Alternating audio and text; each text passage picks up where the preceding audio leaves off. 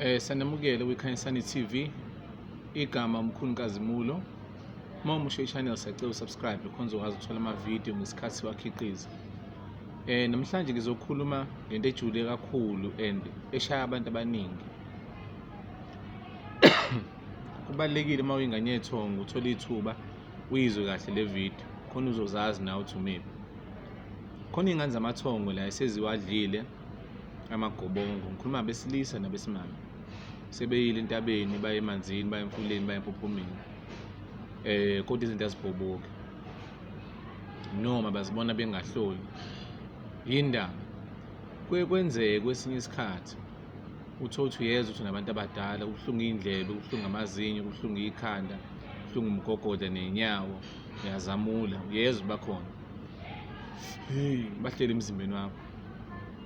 Manje iney'nkinga labantu abadala, unaso isithunywa kodwa sasikhuleka asihloli. Emzimbeni unenyanga, unekhehla eliyinyanga. Inkinga iba lana-ke, inyanga nje bingahloli nesithunywa esikhulekayo singahloli.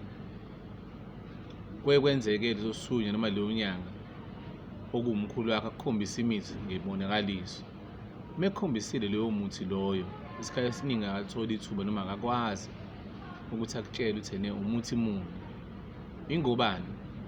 Khona amagobongo aqondene nenyanga ngqo. Ngeke udlise umuntu iy'ndiki indawo inono. Njengoba khona igobongo eliqondene nesithunywa, khona eliqondene nenyanga ngqo. Ukwazi ukuthi ngey'nyanga eziphathi kuyena sikhulume emaphusheni.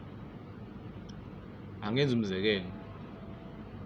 Omunye nje wey'ngane zamathongo osondele kumina, ngoba esethunyiwe noma esengumuntu esethunywa abantu abadala, uthi wenza umsebenzi ekhaya, ebonga nje abantu abadala ngempilo, okwakuyisimo sembeleko. Waphupha ikhehla liqhamuka limkhombise imithi yaba u-5. Uthi ngathi mkhulu esibonakalisweni, khehla lami sengiyikhohliwe le mithi, ngiyeza ukutshela amagama sengikhohliwe. Makhosi. Uthi ikhehla lebe lahlehlela esibonakalisweni, lahlehlela lashaya phansi ngobhoko noma ngenduku, lajika laba imina engakangiboni. Uthi ngangazi ichaza ukuthini, mhlawumbe bangikhombisa umuntu efake ngiyothwasa kuyena noma kanjani. Uthi mase ngena la ku-YouTube wayibona enye yamavidiyo yami, athi hawu lo buso ngiyabazi, ngamphupha uMkhulu Nkhazimulo. Uma ngithinta uthi Mkhulu Nkhazimulo, ngathi fanele ngizothwasa kuwena. Ngathi awuthi sibheke abantu bakini bathini. Uma ngithola akufanele uthwase wena. Wena into oyidingayo unenyanga ehlala phansi kuwena. Wena into oyidingayo ukuthi mina ngikufundise imithi,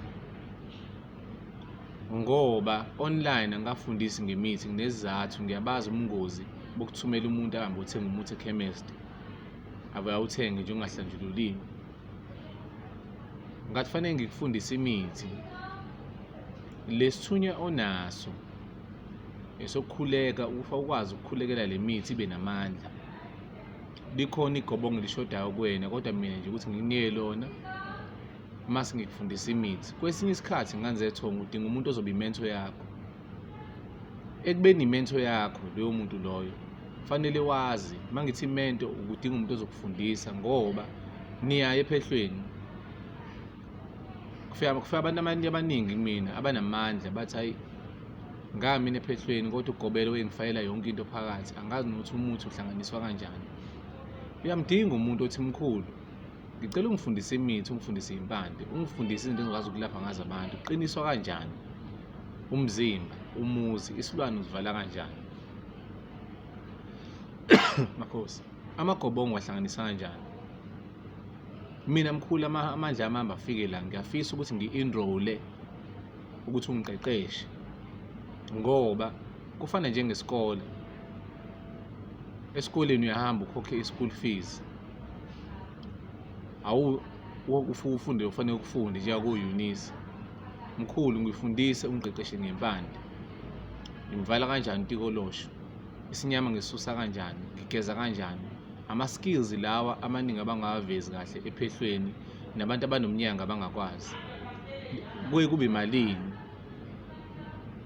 Manje ngeke uyithole imento yamanje ezokwazi ukuthi kulekelele ngaphandle kokuthi kube khona iy'nkomo ozikhiphayo, ngoba abantu abaningi bambethwe yidlozi. Idlozi zisebenza ngenkomo, nokuthi Makhosi, ngesikhathi efundisa wena, khona abantu abangalapheki abanezimo eziphuthumayo. Kubalulekile-ke uma uwumuntu onegedla, ubunyanga, uhamba nesithunywa esikhulekayo kuphela, uyabhodla nje kuphela,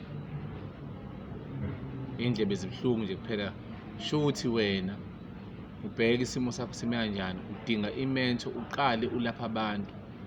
Yila bezoqala ukuqubuka khona, badinga i-practical ukuba bakwazi baze baqine ngendlela kuwena bazi ukusebenza.